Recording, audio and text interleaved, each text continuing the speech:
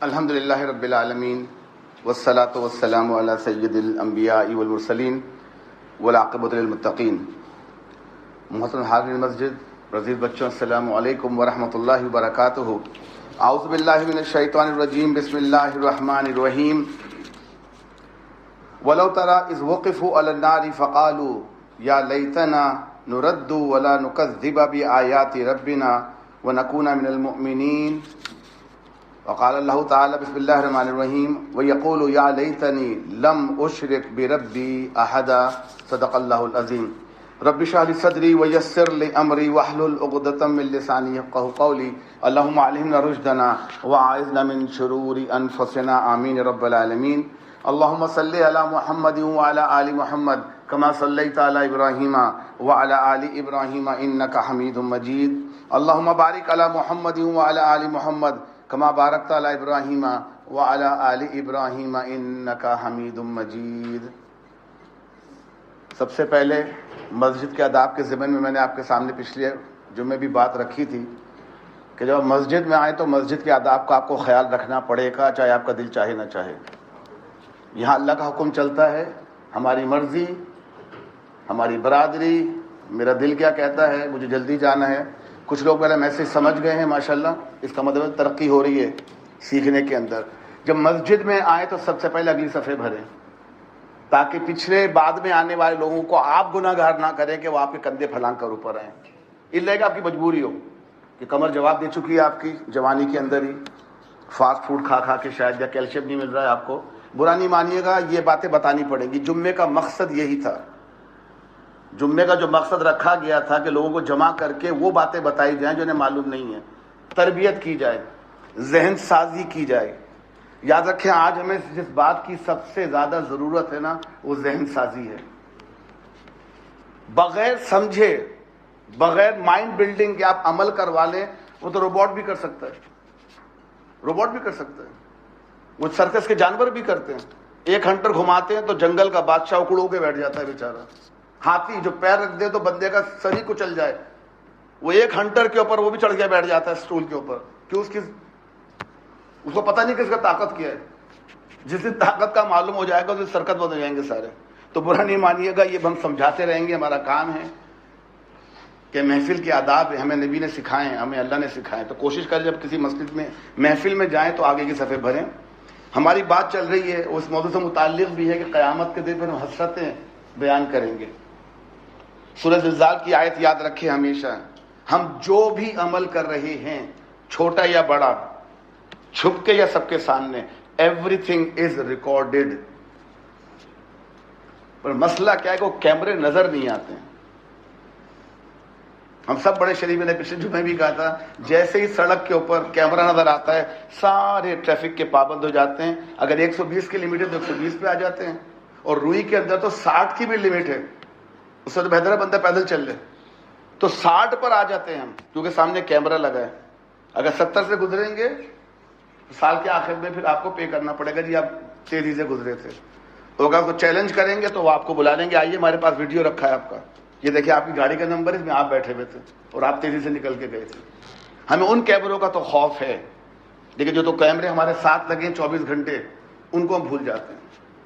سورہ زلزال میں اللہ نے یہ کہا ہے کہ پھر جس نے ذرہ بھر بھی نیکی کی ہوگی وہ اس کو دیکھ لے گا، دکھایا جائے گا، بتایا نہیں جائے گا. اور جس نے ذرہ بھر بھی بدی کی ہوگی وہ بھی دیکھ لے گا، اس کو بتایا نہیں جائے گا، کیوں کتاب دی جائے گی. اقرا کتابک کفی نفسک الیوم علیک حسیبا. آج پڑھو اپنی کتاب، تمہارے لیے تمہاری کتاب کافی ہے. تو ہم نے جو سلسلہ بھی شروع کیا ہے یہ وہ یہی بات ہے، یاد دہانی ہے. انسان بھولتا بڑی جلدی ہے، یہ اس کی عادت ہے، شاید اللہ نے فطرت میں رکھا ہے بھولنے کا. تو یہ بار بار ذکر بھی کرنا پڑے گا کہ ہمیں ہر وہ کام جو کرنا ہے یہ سوچ کر کرنا ہے کہ اللہ نے کیا کہا ہے. کوئی بھی کام، دنیا کا کوئی کام ایسا نہیں ہے جس میں دین نے رہنمائی نہ کی ہو. تبھی ہم بڑے ڈنکے کی چوٹ پہ کہہ سکتے ہیں کہ دین اسلام واحد دین ہے جو مکمل ہے، complete in every walk of life. ہم نے آپ کو ہدایت دی، اللہ کہتا ہے. اور یہی بات ہم نے سلسلہ پورا شروع کیا تھا، جو ہماری ذاتی زندگی اور ہماری اجتماعی زندگی کے جو 6 گوشے تھے ان کو ہم نے فلی طور پہ کور اس لیے کیا تھا کہ ہم کو معلوم ہو جائے ہمیں اللہ نے کسی بھی جگہ اکیلا نہیں چھوڑا ہے، رہنمائی کی ہے ہماری. اور اگر اب یہ چیزیں جس طرح زندگی گزر رہی ہے اسی طرح گزار کے چلے گئے تو اللہ نے ہماری حسرتیں بیان کر دی ہیں کہ اس دن جس کے آنے کا کسی کو کچھ مطلب کہتے ہیں نا کہ جھٹلا نہیں سکتا موت کو، تو دہریہ بھی جو ایتھیسٹ ہے، جو اللہ کو نہیں مانتا، وہ بھی موت کو نہیں جھٹلا سکتا. اتنی اٹل حقیقت ہے یہ. ہاں وہ یہ نہیں مانتا کہ موت کے بعد کچھ زندگی ہے کہ نہیں ہے، لیکن موت کو تو وہ مانتا ہے نا کہ دنیا میں کوئی ہمیشہ رہنے کے لیے نہیں آیا ہے. اچھا وہ دہریہ بھی دنیا میں کام کرے گا تو کوشش کرے گا پرسنٹیج زیادہ ہو، کام کوئی منافع ہو یا کوئی بھی کام ہو تو 50-50 کر لیں.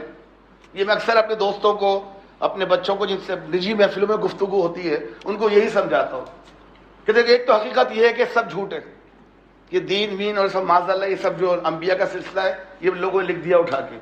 مر جائیں گے، زندگی ختم ہو جائے گی، there is nothing after death, nothing. جو بھی کرو گے کچھ نہیں ہوگا، مٹی بن کے ہم ختم ہو جائیں گے. ایک پاسبلٹی ہے نا یہ، جو اللہ کو نہ مانتا ہو. لیکن میں نے کہا دوسری طرف 50% چانس یہ بھی ہے کہ ایوری تھنگ از رائٹ، کہ باقی اللہ ہے، جنت ہے، دوزخ ہے، حساب ہوگا، جواب دینا پڑے گا، اور جو ہم نے 70-80 سال کی زندگی گزاری ہے اس کی بنیاد پر فیصلہ ہوگا کہ وہ جنت ملے گی کہ جہنم ملے گی. تو 50-50 چانس ہے نا. تو میں نے کہا دہریہ 50% پہ زندہ رہ رہے ہیں کہ 50% چانس سے کچھ نہیں ہوگا، بخشے جائیں گے. ہم 100% پہ رہتے ہیں، 100%. اگر کچھ بھی نہیں ہوگا تو ہمارا تو کچھ نہیں بگڑے گا نا. ہم نے نیک زندگی گزاری، کوشش کی اللہ کی باتوں کو ماننے کی، دین پہ چلنے کی کوشش کی نا، اور مان لیں کچھ بھی نہیں ہے تو نقصان تو میرا کوئی بھی ہوا نا. ہم اور وہ دونوں برابر ہو گئے، میں اور دہریہ برابر ہو گئے.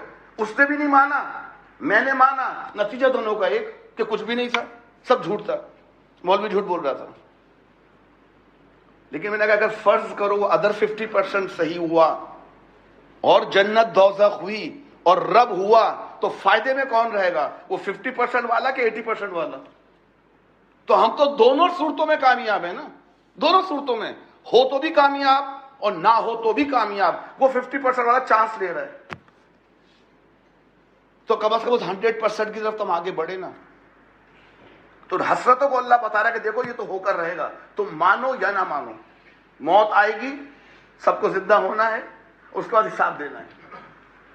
تو مرنے سے پہلے اگر ہم اپنے اعمال کا جائزہ لے لیں اور قرآن کی نصیحتوں کو سمجھ لیں تو شاید ہمارے اندر کچھ تبدیلی آ جائے.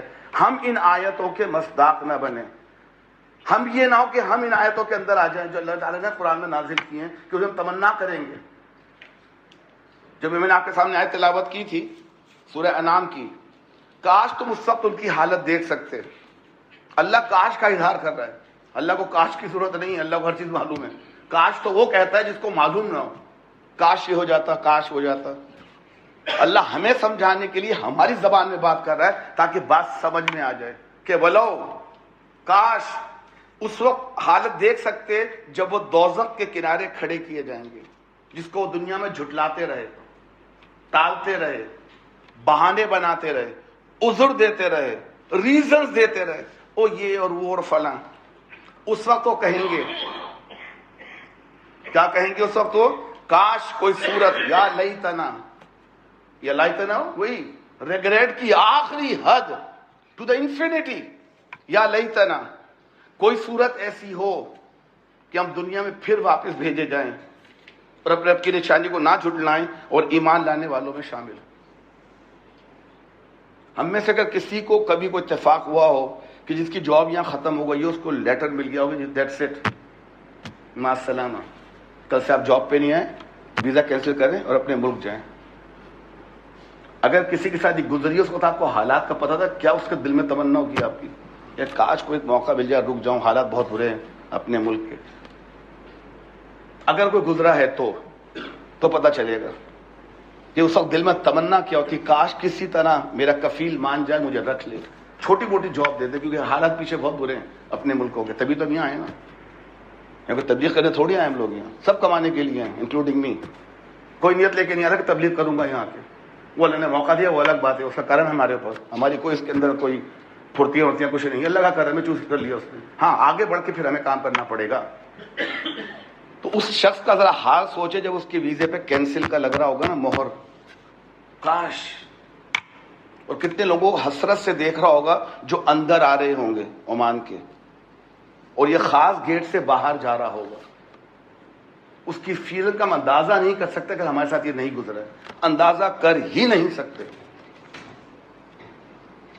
یہ صورتحال اس سے بدتر ہوگی وہاں.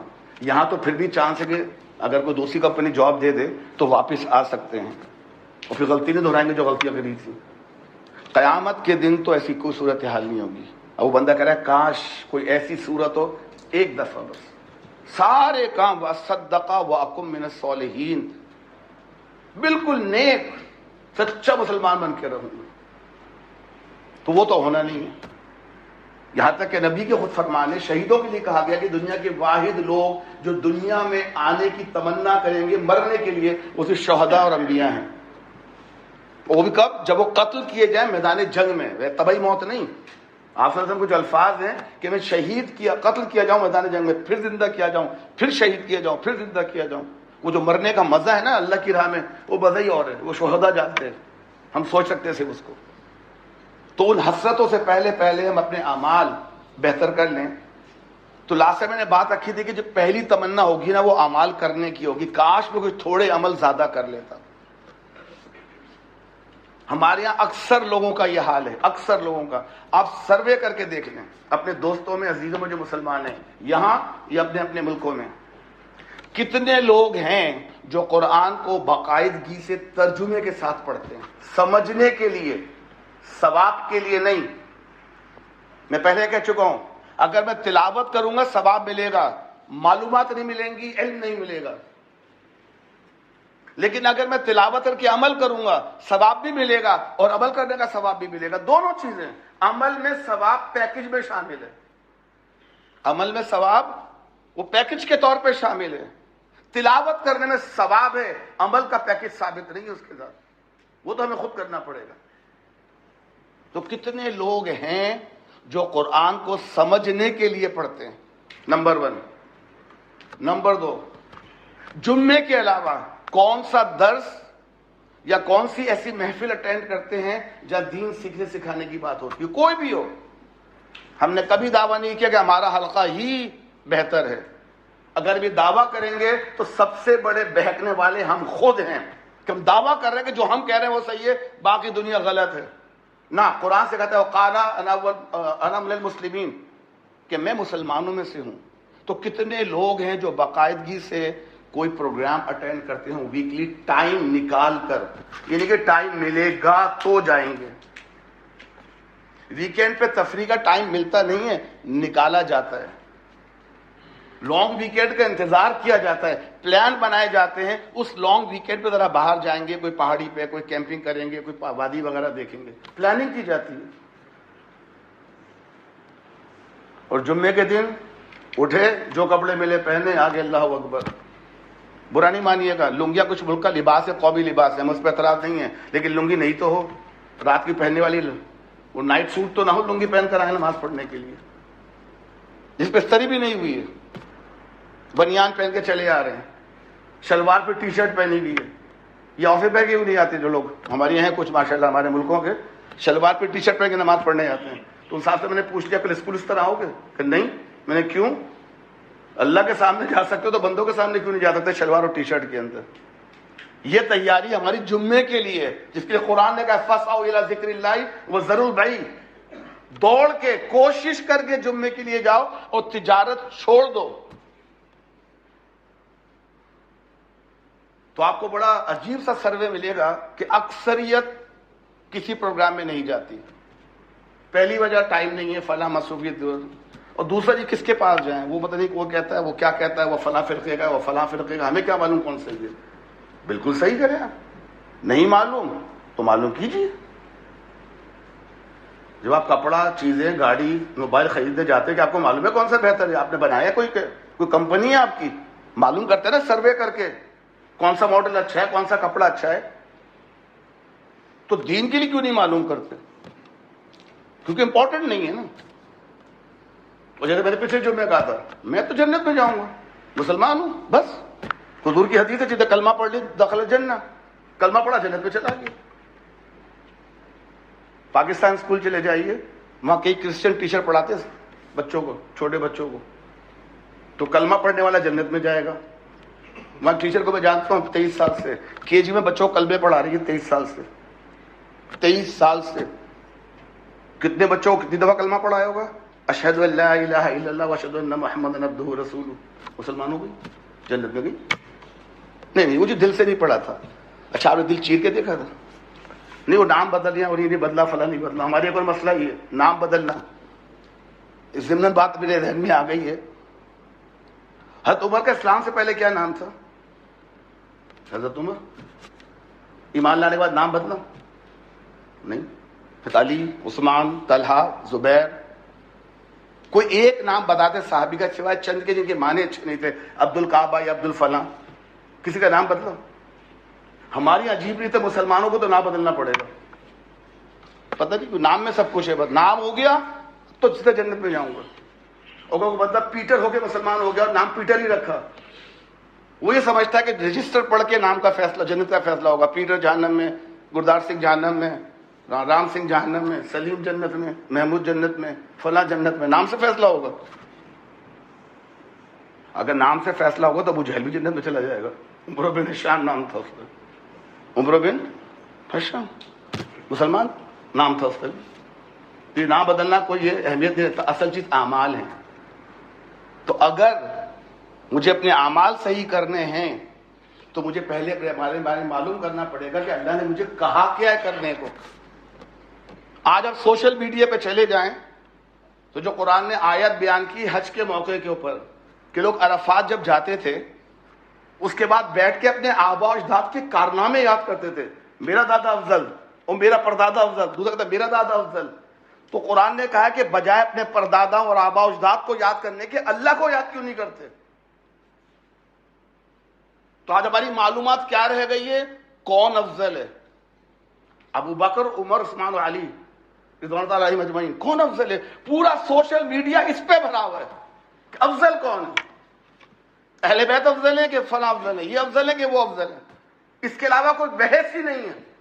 کیا عمل کرنا ہے, کیا نہیں کرنا ہے.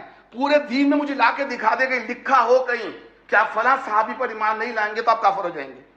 دعوے سے کہتا ہوں مجھے لا کے دکھا دے کہ کسی صحابی کو نہ ماننے پہ وہ کافر بن سکتا ہے کوئی, یا کسی خلیفہ کو نہ ماننے پر. آپ لوگوں کو شاید بات معلوم نہ ہو, چند صاحب نے حضرت صدیق سے بیعتی کی تھی, انہوں نے اختلاف سے ہم نہیں مانتے, کوئی مسئلہ نہیں ہے, کوئی گناہ گار نہیں ہے. وہ خلیفت رسول تھوڑی تھے کہ نہیں مانیں گے تو کافر ہو جائیں گے. اس کو بحث بنا لیا آج لوگوں نے, فضول چیزوں کو. اللہ مجھ سے قطعاً نہیں پوچھے گا کون افضل تھا کون نہیں تھا. مجھے سب کی عزت کرنی ہے, سب کو فالو کرنا ہے, کیونکہ سب کے سب تربیت یافتہ ہے محمد مصطفیٰ صلی اللہ علیہ وسلم کے. تو میں جس صحابی کو بھی فالو کروں گا, میں فالو کس کو کر رہا ہوں؟ محمد مصطفیٰ صلی اللہ علیہ وسلم کو. تربیت انہوں نے کی ہے, دیٹس اٹ. اس کے آگے کچھ نہیں ہے. فضیلتیں ہیں وہ حضور جانے اور اللہ جانے, ہم سے نہیں پوچھا جائے گا. تو پورا سوشل میڈیا اسی بات پہ بھرا ہوا ہے. اصل تعلیمات کا ہے غائب. سب سے پہلے علم حاصل کرنا ضروری ہے عمل کرنے کے لیے, اور سب سے پہلی بات انسان وہاں جا کے کہے گا کاش میں کچھ اعمال کر سکتا, کاش میں کچھ اعمال کر سکتا. تو ہمیں اپنے اعمال بڑھانے ہوں گے, لیکن اعمال بڑھانے کے لیے مجھے معلوم بھی تو کرنا پڑے گا دین چاہتا کیا ہے. فی الحال تو سوشل میڈیا سے لگتا ہے دین یہ چاہتا ہے کہ سب سے پہلے اہل بیت, پھر 3 خلیفہ, پھر اصحاب بدر اور پھر اصحاب عشرہ مبشرہ, بس دیٹس اٹ. سارا کام یہی ہے دین. ان کو مان لو, ان کے نعرے لگا لو, ان کے دن منا لو, سیدھا جنت میں. فی الحال سوشل میڈیا سے تو یہ لگتا ہے. تو جس کا پڑھنے کا ٹائم نہیں ہے سوشل میڈیا پہ جاتا ہے, وہ اسی کا شکار ہو جاتا ہے. حالانکہ دین تو پیدائش سے لے کے موت تک سارے اعمال کرنے کا نام ہے. تو ہمارے یہاں سب سے بڑی جو پرابلم ہے اعمال کی کمی کی, ہمیں پتہ ہی نہیں قرآن کہہ کیا رہا ہے. آپ خود اپنے ہاتھ کھڑے کروا کے دیکھ لیں اپنے گھروں میں کتنوں نے قرآن ترجمے سے پڑھا ہوا ہے. کم از کم ایک دفعہ چلے. کیا قرآن ایک دفعہ پڑھنے کی چیز ہے؟ قرآن خوانی تو بہت کرواتے ہیں عربی کے اندر. کبھی قرآن فہمی کروا لیا کریں, وہی قرآن خوانی کو اردو میں کر دیں, ترجمے والا سپارہ رکھ دیں کہ ترجمہ بھی پڑھنا پڑے گا, تو شاید کوئی فرق آ جائے. بچوں کی بھی کلاس لے رہا تھا ہفتے کے دن, 12-13 بچے خال مسلمان ہیں پورے مسقط کے اندر. From India and Pakistan. باقی تو سب کو علم پتا ہے ماشاءاللہ, سارے علامہ بچے. 12 بچے اقرا کی کلاس میں آتے ہیں ہمارے, 12, کہ ان کو اپنے بچوں کی فکر ہے کہ دین سیکھ لیں. باقی سارے علامہ ہیں بچے ماشاءاللہ, پڑھے لکھے, پی ایچ ڈی کیا ہوا اسلام میں, تبھی نہیں آتے سارے. پڑھا لکھا ہماری محفل میں کیوں آئے گا جس کو دین کا پتا ہو؟ تو 12 بچے بیٹھے تھے, میں نے سوال کیا, تو عقائد پہ بات چل رہی تھی, انسان کا عقیدہ. تو عقیدہ تھا فرشتوں پر ایمان. تو میں نے اپنا مشہور سوال جو میں 23 سال سے پوچھ رہا ہوں, 30 سال سے لوگوں سے, میں نے بچوں سے پوچھا شیطان پہلے کیا تھا؟ 3 نے ہاتھ اٹھایا. سب سے پہلے فرشتہ تھا. آپ میں سے بھی کچھ کا ایمان ہوگا شاید, میں بھی ہاتھ بھی اٹھوا رہا ہوں کیونکہ جمعے کا خطبہ ہے, شرمندگی ہوگی بعد میں. دل میں سوچے کسی نے بتایا تھا کہ شیطان پہلے فرشتہ تھا, بعد میں شیطان وہ جن بن گیا تھا؟ بتایا ہوگا نہیں یقیناً. اگر قرآن ترجمے سے پڑھ لیا ہوتا تو کبھی یہ فضول بات کوئی آپ کو بتاتا نہیں. تو پہلی بات تو میں نے بچوں سے یہ کہی کہ جس نے تمہیں بتایا تھا کہ شیطان پہلے فرشتہ تھا, آج کے بعد اس سے دین مت سیکھنا. آپ کی 50ویں آیت سورہ کہف کی, وَكَانَ مِنَ الْجِنِّ, he was a jinn فَفَسَقَ عَنْ أَمْرِ رَبِّهِ, that is why he left the order of Allah subhanahu wa ta'ala. وہ جنوں میں سے تھا, جن بن نہیں گیا.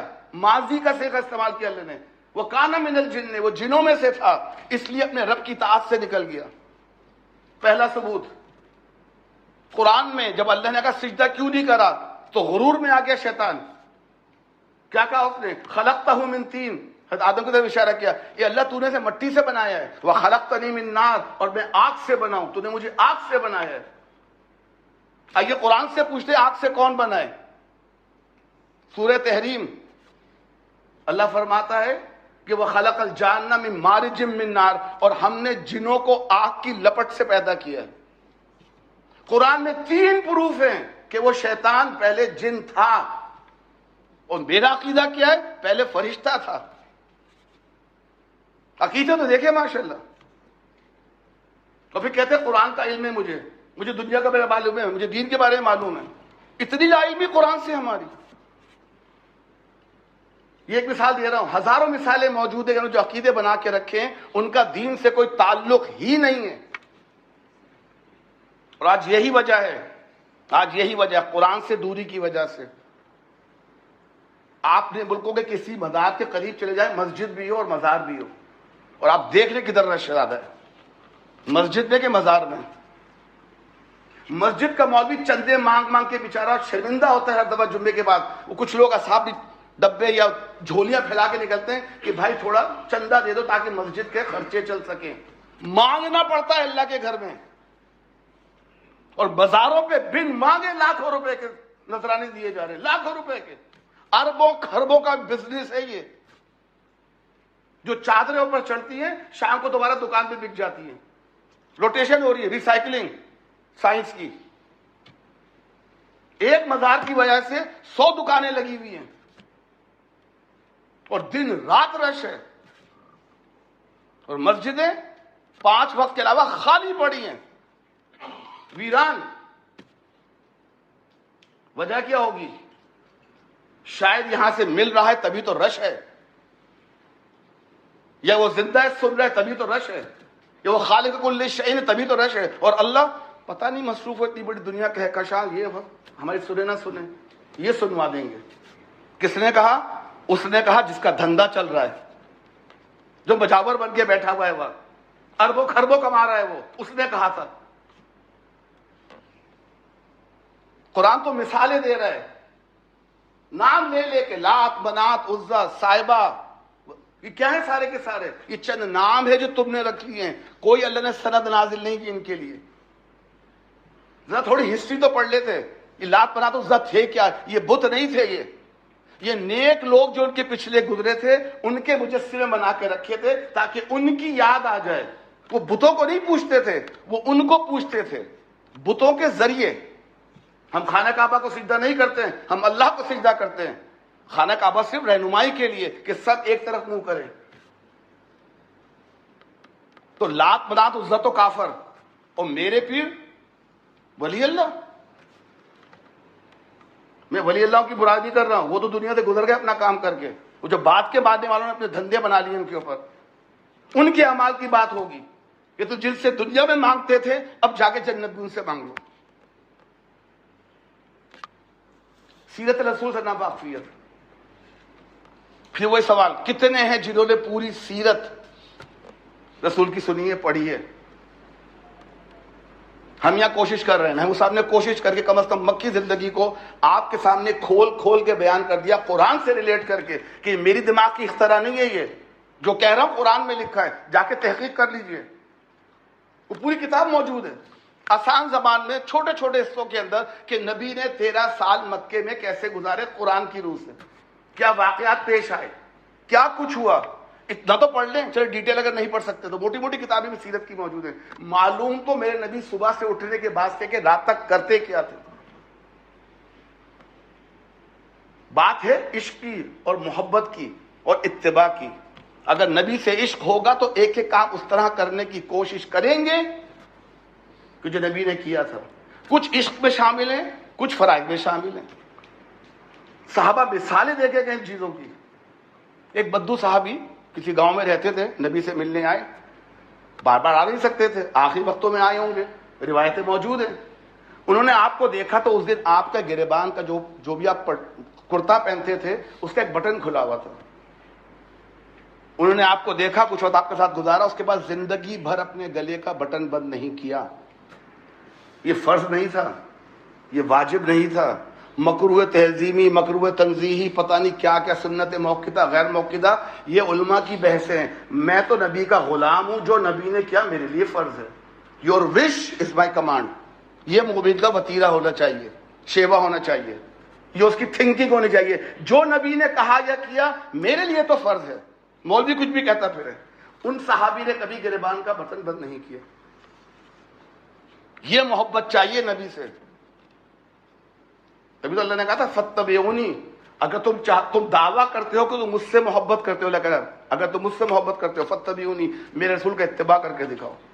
اور اتباع کے معنی فالو, بتا چکا ہوں, اتباع کے معنی فالو کرنا, اوبے کرنا نہیں. مثالیں بھری پڑی ہیں. تو ہم کو کیا یاد ہے کہ مسجد میں کون سا پیر رکھا جاتا ہے؟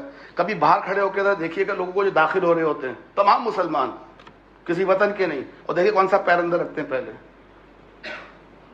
آپ کو بڑی حیرت ہوگی کہ بے دھیانی میں مسجد داخل ہو گئے, پتہ نہیں کون سا پیر پہلے رکھنا ہے, نکلتے ہوئے کون سا پیر باہر نکالنا, کوئی فکر نہیں, یہ امپورٹنٹ نہیں ہے. جب آپ چھوٹی چھوٹی چیزیں چھوڑتے ہیں نا, پھر بڑی بڑی بھی چھٹنی شروع ہو جاتی ہے. جب یہ محبت والی ادائیں چھوڑیں گے تو پھر سنت غیر موقدہ چھٹنی شروع ہو جائیں گی, کہ کرنے پر ثواب, نہ کرنے پر کوئی گناہ نہیں ہے. پھر موقدہ بھی چھٹنی شروع ہو جائیں گی, جن کو ہمیشہ کے لیے ترک کرنے پر نافرمانی کا چارج لگے گا, نافرمانی کا. اور جب موقدہ بھی چھٹ جائیں گی تو پھر فرض بھی چھوٹنے لگیں گے, اور بہانے یاد آ جائیں گے. پھر قمیض پہنتے ہوئے کون سا ہاتھ اندر ڈالنا ہے, پہلے آئینہ دیکھتے ہوئے کیا کرنا ہے, گھر سے نکلتے ہوئے کیا کرنا ہے. ایک ایک قدم پہ نبی نے اللہ کا ذکر کر کے بتا دیا. تم ہر لمحے اللہ کو یاد کرو, اللہ تمہیں ہر لمحے یاد کرے گا. تو کتنے ہم میں سے ہیں جو شعور کے طور پہ سوچتے ہوئے یہ کام کرتے ہیں کہ نبی نے یہ کام کیسے کیا تھا, ناخن کیسے کاٹنے ہیں. لوگ مذاق اڑائے, کیسے تم لوگ یار ناخن کاٹے میں نبی کہاں, جا کاٹو, ختم کرو, پیٹیکیور مینیکیور کروا لو جا کے. یہی تو محبت کی نشانی ہے. میں تو جیسا نبی نے کرا ویسے ہی کروں گا. کیوں؟ اللہ مجھے محبت بھی دے گا, ثواب بھی دے گا, اور نبی کی صحبت بھی دے گا. کہ یہ بندہ دنیا میں میری محبت میں ہر وہ کام کرتا رہا جو میں نے کیا تھا, حالانکہ کہا نہیں تھا اس کو میں نے, اس نے کیا. یہ محبت کرنے والا سچا آدمی ہے. یہ اللہ اس کو میرے ساتھ کر دے, ان کی شفاعت ہوگی. پھر تو اگر میں قرآن نہ پڑھوں, سیرت نہ پڑھوں, تو پھر مجھے کیا پتا کیا کرنا ہے کیا نہیں کرنا ہے. کپڑے کون سے پہننے, کیسے پہننے, کس طرح پہننے, کس کے پاس جانا ہے, کس سے ملنا ہے, کس سے ہاتھ ملانا ہے, پھر تو معلوم ہی کچھ نہیں نا.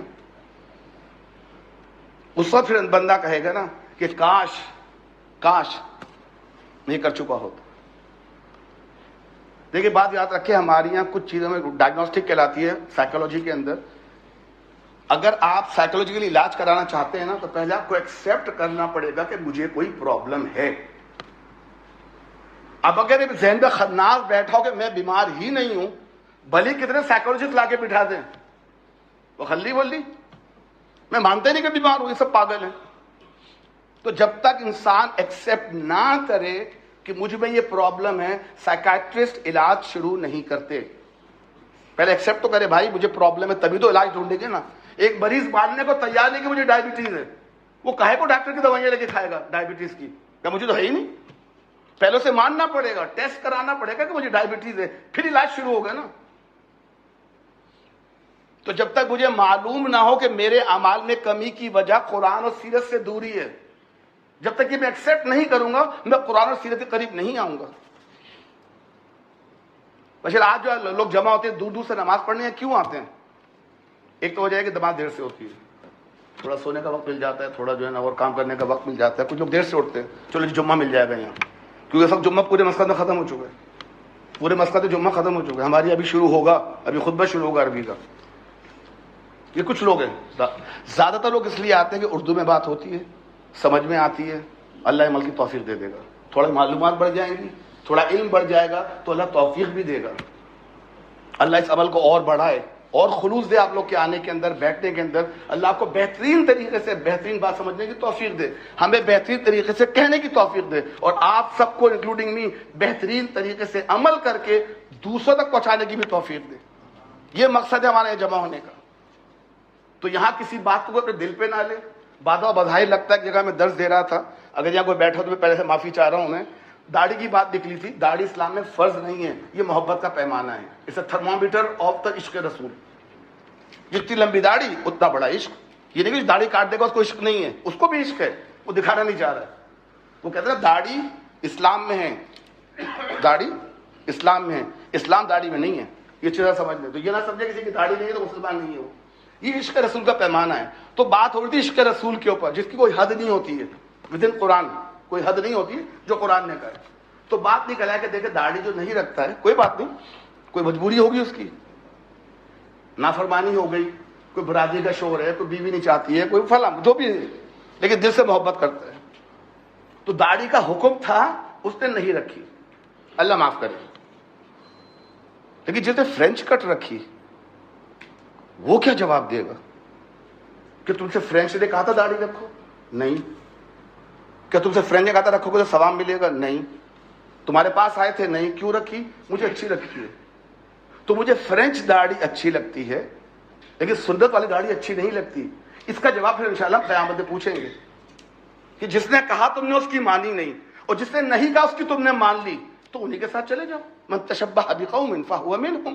جو جس قوم کی نقالی کرے ان کے ساتھ شامل ہو جائے پھر جائے. تو اپنے معلومات کو بڑھانے کے لیے جو ہم یہاں بات کر رہے تھے، اعمال کی کمی کی وجہ سے جو انسان اس دن حسرتیں بیان کرے، کاش میں نے کچھ زیادہ عمل کر لیے ہوتے. لیکن عمل تب کروں گا نا جب معلوم ہوگا، اور معلوم کرنے کے دو سورسز کنفرم ہے. تیسرا اہل سنت والجماعت کے پاس ہے، قرآن، سیرت رسول اور اجماع صحابہ. وہ چیز جس میں صحابہ سارے کے سارے متفق تھے، متفق. ان تین پر توجہ دینا شروع ہو گئے، اپنے لیے بھی، اپنے گھر والوں کے لیے بھی، اپنے بچوں کے لیے بھی، کہ قرآن کو پڑھنا شروع کریں. آج سے عہد کر لیں جتنا بھی پڑھیں گے، ایک رکوع پڑھنا ایک رکوع پڑھے، ایک صفحہ پڑھنا ایک صفحہ پڑھے. کوئی جذباتی ہونے کی ضرورت نہیں ہے، لیکن ترجمے سے پڑھے. اور عمر بھر پڑھنا، یہ نہیں کہ ختم ہو گیا تو ختم نہیں، دوبارہ شروع کریں، کسی اور کا ترجمہ پڑھیں، وہ ختم ہو جائے پھر شروع کریں، کسی اور کا ترجمہ پڑھیں. حق چھن کے سامنے آتا جائے گا، چاہے کوئی بھی ترجمہ کرے. ترجمے کرنے والوں نے کہیں گھوڑا کٹالا نہیں کیا، انہوں نے کوئی نے ڈنڈیاں نہیں ماری ہیں، سب نے خلوص کے ساتھ ترجمہ کیا. ہاں، ہر ایک کی جو سوچ تھی، جو اس کے پاس احساسات غالب تھے، اس کا اثر آتا ہے. لیکن تمام تراجم صحیح ہیں، سب کو پڑھے بار بار، تاکہ جو حق ہے متفق ہوگا آپ کے سامنے آ جائے گا. دوسری چیز سیرت رسول، اس کے بغیر تو گزارا ہی نہیں ہے. کہ قرآن بھی سمجھ میں نہیں آئے گا جب تک سیرت نہیں پڑھے گی، وہ سمجھ میں نہیں آنے والا. اس کی ہم کوشش کر رہے ہیں، کتابیں باہر موجود ہیں، محمود صاحب کی کتاب موجود ہے، سیرت رسول کے نام سے موجود ہے. خود بھی لیں جن کو اردو پڑھنی آتی ہے، اگر لے لیے تو ان ساتھیوں تک پہنچا جن کے پاس نہیں ہے. یہ کوئی منافع کے لیے نہیں بیچی جا رہی ہے. جو چیز آپ نے سنی ہے اب وہ کتابی شکل میں آ گئی ہے، جس کو پڑھنا آسان ہے، ہر جگہ لے جانا آسان ہے، کسی مشین کی ضرورت نہیں پڑھنے کے لیے. اور جن کو آپ چاہتے ہیں پڑھیں، دنیا میں ہزاروں کتابیں موجود ہیں، یہ واحد کتاب نہیں ہے، لیکن یہ بھی ایک کتاب ہے جو آپ کے پاس اویلیبل ہے. تو گزارش ہے کہ آپ دیجئے، تحفۃ دوستوں کو دیجئے جن کو اردو آتی ہے، تاکہ وہ بھی اس سے فائدہ اٹھائے. کیا پتا میرا ایک چھوٹا سا عمل اس کو سنت رسول پہ قائم کر دے.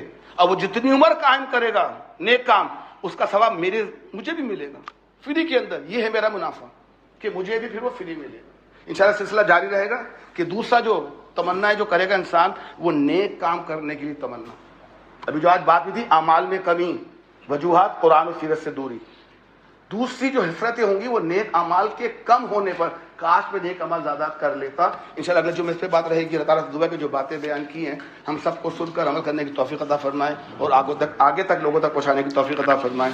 وآخر دعوانا الحمدللہ رب العالمین.